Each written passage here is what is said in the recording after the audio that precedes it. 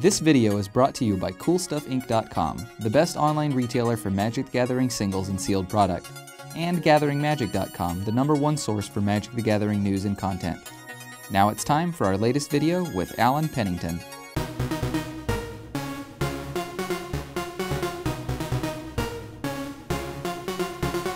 Hey everyone, it's Alan Pennington with Gathering Magic, and today's deck in the Deck Primer series is going to be another modern one, and it is Zoo. Modern bannings and unbannings, more importantly, just happened recently, and Zoo's been one of the decks that's gotten a lot of attention, largely because Wild Nacatl. Essentially, it's just a 3/3 for 1 mana, which, if you know anything about Magic, is pretty strong. And most of the builds of Zoo have been Naya based, either like red-green splashing the plains just for Wild Nacatl, or actually white playing things like Knight of the Reliquary and such. But the other build in addition to those two is Domain Zoo, which is called that because it plays Tribal Flames, and that is the build that we're playing today. So just to sort of get right into the choices and the general strategy, Tribal Flames, of course, requires us to be 5 color, which has both its advantages and disadvantages. The mana base is a little trickier, but we get to play things like Dark Confidant and Snapcaster Mage. And as far as all the card choices go, there's kind of a common theme in the sense that we're playing some of the most efficient Magic cards of all time. Like starting from the top, we have Wild Nacatl, which is one of the main keystones of the deck. It's a 3/3 for 1, of course, we said. Then we have Steppe Lynx, which is, under ideal conditions, a 4-power creature for 1 mana, also quite strong. I say 4 power because the interactions with fetch lands allow you to play 2 lands per turn. Then we have Goblin Guide at a measly 2 power, but it has haste. And then we've also got the One of Lavamancer, just to give us some of that continuous reach. If we can't really attack through, we can just keep burning him for 2. With fetch lands, it also threatens to kill even early game creatures like a turn 1 Birds of Paradise or something. And Lavamancer has a bit of a non-bow with Snapcaster Mage and Tarmogoyf, but it's generally a very powerful creature, so that's why it's here. And all of these creatures here are arguably some of the best 1-drops of all time. They deal damage very quickly. Steppe Lynx can deal up to 8 damage by itself by turn 3. Goblin Guide and Wild Nacatl can do up to 6 damage by themselves by turn 3, so very easy to rack up the damage with some of these creatures. Then as far as our removal, we've got Path to Exile, which is sort of the modern version of Swords to Plowshares, arguably one of the best removal spells of all time. In Modern, people do actually play basics, so that downside does exist, but it's still very powerful regardless. And then we have Lightning Bolt, which is arguably, again, one of the best removal spells of all time. And then moving over to our 2-drops, we've got Tribal Flames, 5 damage for 2 mana, extremely efficient. Then we've got Lightning Helix, sort of just Lightning Bolts number 5 through 8, except they cost 1 more and they also gain us 3 life, which is good because we take a lot of damage due to our mana base and our Dark Confidants. Both Dark Confidant and Tarmogoyf are arguably some of the best 2-drops of all time, possibly even the best creatures of all time. In an aggressive strategy like this, Dark Confidant drawing cards just represents the extra damage that we're dealing to our opponent, given that we'll draw things like Lightning Bolts and Wild Nacatls and such. And Tarmogoyf can, I mean, there's not much to say about Tarmogoyf. It's amazing. It can be as much as a 3/4 on turn 2. It can get as large as a 5/6 or sometimes even larger. So needless to say, it's quite good. And then we've got Snapcaster Mage to rebuy mainly our Tribal Flames for some more of that powerful burn, but also rebuying Lightning Bolt and Path to Exile. is very strong. So, I mean, you will see here that all of these cards are very powerful individually, and combined form a very fast clock. The deck can goldfish turn 4 kills fairly easily. And then moving over to the mana base, I'm not really going to explain every individual land, but we've basically got a bunch of fetch lands with the Arid Mesas, the Scalding Tarns, the Verdant Catacombs, the Marsh Flats. We've got, I believe, yeah, we've got 13 of them total. We have a lot because they're, of course, good with Steppe Lynx, good with Grim Lavamancer. Putting a land in our grave is good for Tarmogoyf, so lots of fetches. Then we've got 2 basics, mainly just there to fetch up if we don't want to shock ourselves. And the basics are also good because of Path to Exile and Ghost Quarter, things like that. It's good to be able to search up basics if our opponent uses one of those cards. Then we've just got a bunch of various shock lands. As far as which ones we've chosen, those can be altered slightly. The ones that mainly need to be there are like Stomping Ground, Temple Garden, and Sacred Foundry. Those all need to be there. We've got 2 blue sources with Steam Vents and Watery Grave. Then we've got 3 black sources with Godless Shrine, Watery Grave, and Overgrown Tomb. Some of these lists play like Blood Crypt, but I haven't found it to really be necessary. You could potentially cut Blood Crypt for something else, like you can maybe cut Overgrown Tomb for Blood Crypt. Not really sure, it's kind of up to you, but for the most part, mana base, just bunch of shocks, bunch of fetches. As far as the deck's matchups go, the good ones, well, one of the good ones is definitely Fairies.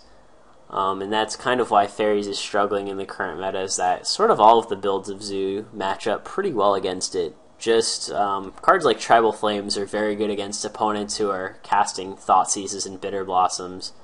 We just kill them very quickly, our threats are very efficient, and we're going to be able to play our threats faster than they'll be able to deal with them ultimately. Other good matchups happen to be things like Tron. If they land like a turn 3 Wormcoil Engine, we might be in trouble if we don't have the path. But generally speaking, they don't have a lot of interaction, and we're going to kill them pretty quickly. Even things like Scapeshift can be good. Most of the control matchups are fine. And to be honest, the deck doesn't have like any insanely good matchups. A lot of them are around 50-50, like Pod is around 50-50. Their Voice of Resurgences and Kitchen Finks can be very good against us, but we can potentially get through them with cards like Path or just Burn. And if they have to like burn themselves to use Birthing Pod, that helps us to our ends. Mid-range isn't really seeing a lot of play. Pod is mid-range, but there aren't really things like Jund anymore, but if we do happen to go against a mid-rangey deck, that's usually a pretty good matchup for us. We'll just be able to sort of undercut them and kill them. Worst matchup, I would probably say, would be Splinter Twin, particularly the blue, white, red version. They have a lot of things to catch us off guard. Things like Restoration Angel is very good against us, as is Wall of Omens, and it's not hard for them to stabilize and just kill us because they have so many rock-solid defenses. Also, there are a few individual cards that kind of pose problems to us. Kitchen Finks in particular is kind of a beating against us. It just sort of blocks everything and gains life, which is, you know, what Kitchen Finks normally does. Also, Blood Moon is very good against us. Sometimes Blue-Red Splinter Twin will bring it in from the board, which can definitely make that matchup a lot harder to deal with. So yeah, for the most part, most of our matchups across the board are fine. As far as, I think we actually might be a little weak to the Zoo Mirror. Cards like Dark Confidant aren't very good in the Zoo Mirror, but we also have more removal with things like Path to Exile, so it's kind of hard to say. Even Goblin Guide isn't that great in the Zoo Mirror, just because cards like Wild Nacatl and Curd Ape just sort of block it. So for the most part, there aren't really any great or terrible matchups. They're all pretty even across the board. Moving along to the sideboard, we have Aven Mindcensor for Birthing Pod and Scapeshift. I like the fact that it has flash and it also provides a clock. Sometimes the pod decks can have Voice of Resurgence or Kitchen Finks up to block your guys, but since this guy has flying, it just gets through. If you want, these could also be Grafdigger's Cages against pod. Grafdigger's Cage also has the upside that it stops persist triggers, which is good. Finks is here for both the aggro and the control decks. It's bad against the mid-range and combo decks, but it's good against aggro for the reasons that I explained earlier. It blocks everything and gains life. It's good against control just because it's a resilient creature. So Kitchen Finks is pretty sweet. Then we've got Molten Rain. There for decks like Scapeshift, Splinter Twin, Fairies, just really any kind of control deck or a combo deck like Scapeshift where their lands are very important. The fact that it burns for 2 is really nice, and sometimes we can rebuy it with Snapcaster Mage and just kind of be on the continuous Stone Rain plan. Then we've got the fourth path for decks like Splinter Twin mainly. You want to be able to have those answers to Deceiver Exarch. It's also fine against decks like Pod, takes care of Voice and Kitchen Finks. Of course, it's not really good against control, which is why we're not maining all 4, but it's definitely pretty good in a lot of the mid-rangey kind of matchups as well as Splinter Twin. Then we've got Pillar of Flame, which I think, depending on the metagame, could even be moved to the main deck. It's very good against Birthing Pod because it takes care of both the Mana Dorks and the Voice of Resurgence and the Kitchen Finks, and unlike Path to Exile, it doesn't let them also get a basic. So if you're expecting like a lot of Kitchen Finks in your field, I think you could justify maining it, but Pillar of Flame is mostly going to be coming in against anything where you expect Kitchen Finks to be seeing play, as it is a really solid answer to that card. Then we've got Scavenging Ooze. It's good against also Kitchen Finks, as it turns out, given that you can just exile with the persist trigger on the stack. Very good against Malaria Pod in general, as it shuts down most of their main combos. Doesn't stop the Archangel of Thune Spike Feeder combo, but it stops all the other ones. It's also very good against Living End. I actually did forget to mention Living End as being a hard matchup, but the Scavenging Ooze makes that a little better. Even post-board, I would still say Living End isn't what I would call a good matchup, but the Ooze does help it a little.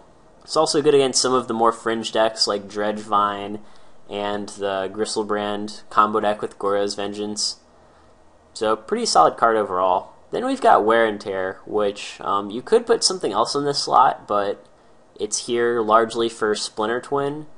I like the fact that if you're just casting the Tear half, it only costs 1 mana for one thing, but they can't redirect it to Spellskite, which is important. You could also have Destructive Revelry here, which is nice because it burns them for 2, which is great with our game plan. But I do like that sometimes you can get the 2-for-1 with this.